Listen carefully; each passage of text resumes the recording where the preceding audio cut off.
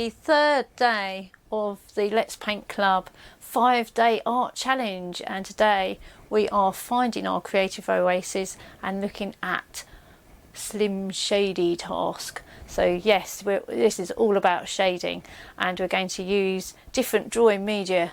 So grab whatever media you have. It might just be a pencil or pen or some paints. Any paints will be fine. If you're using paints, you'll need to use something a bit thicker than printer paper, sort of cartridge paper or cards, or watercolour paper if you happen to have it. And if you've got colouring pencils or crayons or felt tips, have a go with those too. So see what you can grab hold of around your house, and let's have a go at some shading.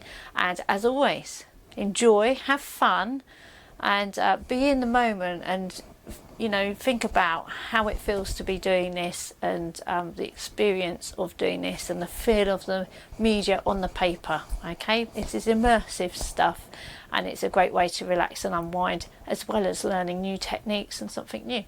So here we go. Okay, so there's some different ways you can do shading, and I'm going to show you a few of those, but do experiment and see what ideas you come up with too.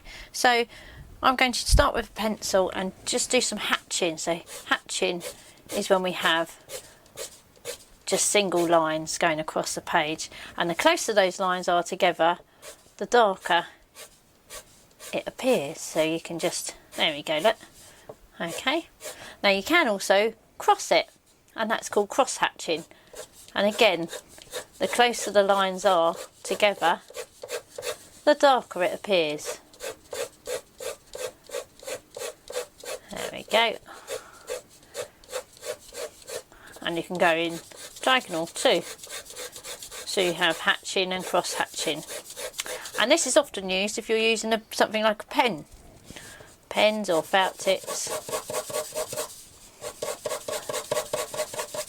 Make that darker up there. And then, there we go. And you can see the difference of tone. Okay. Hatching and cross hatching. Also try that with pastels or felt tip pens as well, or inks. We could do it with those.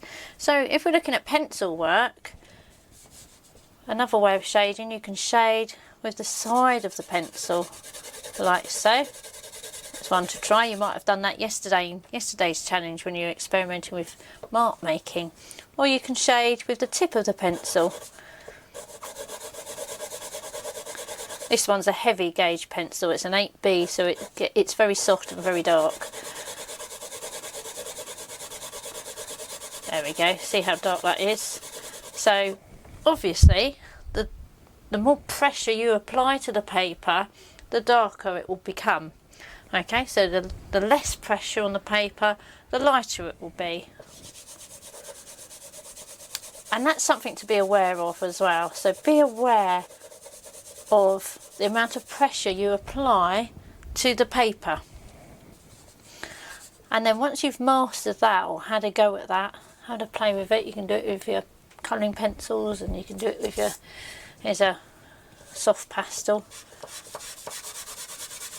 There you go.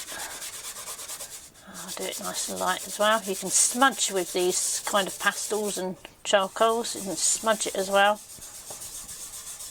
There you go. Alright. So once you've done that, how to play with that, and it's something to really master. It's just as important, really, your shading and how you get shadows and tones, as it is with outlines of things when you're drawing outlines. And people often neglect the tonal work, the shading. So once you've done that, what you can do next is to practice graduating. So can you graduate from very dark to very light? So let's have a look at that. So we can go from very dark and gradually get it lighter and lighter, reducing the pressure on the paper. There we go. And how smooth a transition can you get with your pencil or crayon? and you can then try going back the other way, so you can go light to dark. So you can start really light and then gradually get darker and darker. Whoop. That wasn't very smooth. You can go back over if you need to get it smoother. See how smooth you can get that, and darker and darker until you press as hard as you can, really. There we go. And which do you find easier, darker to lighter or lighter to darker? And can you get that smooth transition? If you need to overwork to get it nice and smooth, then do overwork to get it smooth, okay? But what you don't want sudden stop starts. So you don't want it to suddenly stop and then change to a different tone. You need it to be smooth, so that it smoothly goes from one tone to the next. It's a gradual transition. Okay, you can also try this with paint as well. If you do have any paint, you can, oils or acrylics or watercolours, whichever paint. Have a go at doing that and see how you get on with that. You can start off really dark, for instance, and gradually make it lighter. How are you going to get it lighter and lighter? Just experiment with that. It's often gradually taking paint off your brush and dabbing it onto a kitchen towel to get it lighter and lighter. Okay, there we go.